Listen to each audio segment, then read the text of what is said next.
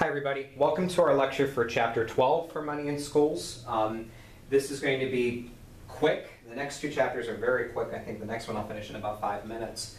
But this really is going to talk about this notion of site-based leadership, really where budgets are determined at the building level. And the authors of our text really are telling us that we're really moving into this site-based management style of leadership, in that our schools are going to be decentralized, and that we're going to be doing things where the building principal has autonomy over many decisions, and we're seeing that throughout the United States. I believe we're going to see more consolidation first. I think we're going to have larger elementary schools, middle schools that instead of 3 in a district you might have 1, and then you see a focus on site-based budgeting and management. That's my guess, just in the way that schools are structured and look. But keep an eye on this in your system, and as it grows and develops, it's certainly something that you want to consider and you want to think about. So we've mentioned site-based leadership very frequently throughout this course. It comes as no surprise to you that we're talking about it right now. You need to meet the demands of future schools, and you have to keep in mind this could occur during your career as a school administrator. Site-based management is the point of the entire book, because these are the people that stand on the firing line, and they're making the big ideas and the big decisions of schools. And it's good to give the building principal power, but it can be bad to give the building principal power too, because if they have too much power, that can be a problem, and that can be and that can be an issue.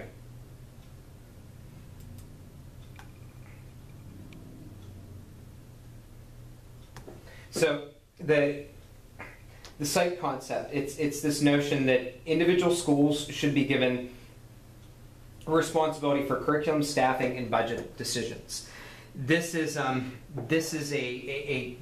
challenge more than anything else, because budgeting and staffing held at the building level, I am 1,000,000% for it. But how do you make sure that the principal has the autonomy and they know what they're doing with the budget? And that can be a challenge as well.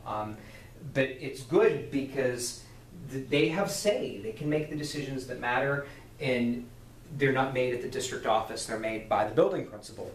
But the money is still allocated, and it comes from the building level and comes from the building principal. So it's what charter and private schools look like. Our authors say public schools are going to have to compete with these types of systems, and I agree, but many school districts will be forced to go, in order to remain competitive, of what that looks like.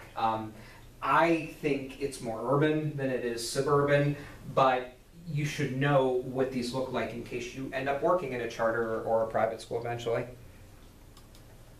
So the framework for implementation, it should be simple, but it has to be approved by the district and the school board. They have to determine what it looks like, what it is, who's involved in it, and it's complex. It really is. But once it's done, it should be a system that's built in place, and it should be a sustainable system in your school structure. So what do you have to do? It comes from org theory, which I like, because it basically says that each school is going to be its own separate organization. And you need to assess the history and the data on readiness of the school site. You have to develop strategies for implementation based on the findings. You have to establish accountability, timelines, and cost for site-based leadership. All of that comes from your time working in a school system and working with the organization. Each individual school designs their own site-based management plan and relates that to site-based management at the district or government level. And they know how much control needs to be given to the school board and central administration, and how much can be left in the hands of the administrators at the building level, and they have the power to pull back and give more power or grant less power, and that really depends. So the implementation team is important. I really believe if you're going to go to the system, you have to make sure that you include representatives from teachers, administrators, staff members, and community members and business leaders as well. Our textbook talks about calling in older citizens who've seen the district and seen the institutional history. I think that's a good idea, but I see site-based management ends up being a board member, an administrator, and a teacher, normally the most senior teacher in the building, and that creates a challenge as well. It should be a combination of everybody. If you're going to do it correctly and do it right.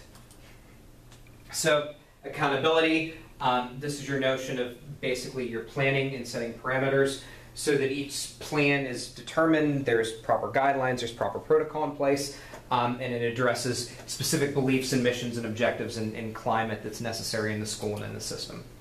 So in order for this to work, you have to have pull and power from the teachers, and they have to buy into the system. If the teachers don't buy into the system, you're going to have a problem implementing this, and you're going to have a massive problem believing in this. Teachers have to believe that students learn basic skills as a consequence of how teachers teach, which it's a consequence, but it's also positive as well. If you expect students to be successful, they'll be successful. You need to share ideas and collaborate, and that's the notion of professional learning communities that I'm sure you've learned in your other classes. And that the student should be the center of anything related to education. So climate is more important in a site-based management model than it is in a district model, because the principal controls it and they hire staff that are responsible for the climate. That's good, but that's why, back to the human resources function, you put the right people in place that make them successful with the climate, and that's what you do, and you should take advantage of that autonomy if you need to. So the principal has to understand the powers and limitations come from the district, and if they're giving them autonomy, that has to be made clear to them what they have control over and what they don't.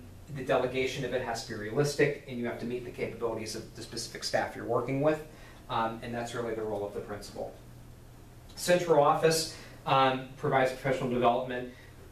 In a site-based management model, they're responsible for making sure that that the principal understands what's going on, that the principal has the skills to provide services. School finance, it's lost in the equation, it's lost in the mix, and a lot of it comes more from practice than actual theory, and that they can do multiple tasks at one time, and they realize that they have budget decisions to make, staffing decisions to make, and major organizational decisions to make as well. Big challenge of this system. So the site council now is powerful. So these are the people that you've selected, your teacher, your administrator, and sometimes you don't get to select these as a building principal. Sometimes the district selects them for you, but they're responsible for these major decisions. So they're going to make the decisions to determine how you get on the council, who it is, what you can do to run for an office for it potentially, or how they're appointed to the position. And they have to determine how much power the person has. Does the council have power over curriculum decisions or only budgeting decisions? Do they have power over staffing, but not budget and not curriculum? That's a big idea, and that's why this whole planning process is so big when you're looking at site-based management. So the most management group size, the one that you should have between 10 and 12 members. You don't want any less than 10, because then it's going to be kind of more or less, it'll end up being a monarchy where one person runs and a bunch are involved in it. And if you have more than 12, it's going to be an issue too. You have to have lead teachers, the principal, parents that are involved, community members that are involved, and they should be able to give a broad perspective. I mentioned, because the book says, avoid individualized agendas, but we all know that individualized agendas run our school system. So you have to focus on what's in the best interest of the building population and try to avoid that whenever possible. So boundaries are important. In unionized environments, you have to stay within the legal ramifications of the contract. Site members must be trained in data assessment and understand their responsibilities at the building and district level. If they don't understand them, that's going to be a challenge as well, because then you're putting it all on the heads of the building principal. But data has to come from the building level. That's not something you can farm out to the district if you're doing site-based management. So I've said this throughout the class. 80 to 85% of the budget comes to personnel and instruction. The rest is spent elsewhere. So you know that the money is going to come for staffing, and staffing is important. How are you going to fund these teachers? How are you going to recruit teachers? What are you going to do to put them in position? So that's the cornerstones of anything related to education. So kind of keep that in mind, and those are the big issues related to this. So the basic things that committees must know are sources of revenue, which we've gone over in this class, state revenue sources, which we've gone over in this class, local revenue sources, which we've said what they could be, but that's specific to your own counties, which is why I did a demographic paper. State aid formulas, which we've presented in class, and the state accounting and reporting requirements, which we presented in class with the Florida Red Book. So you're well on your way to getting this basic knowledge, which was my goal of this class in the first place. So site knowledge, your committee members have to know everything. They have to know compensation, funding, transportation, food services, purchases. They have to know what building principals know and be passionate about it, and that's not happening in most locations. That's easier said than done. So you could see this model in school districts. I'm hypothetical and I'm presenting it to you theoretically, but I'm pretty skeptical that this is going to exist in our system.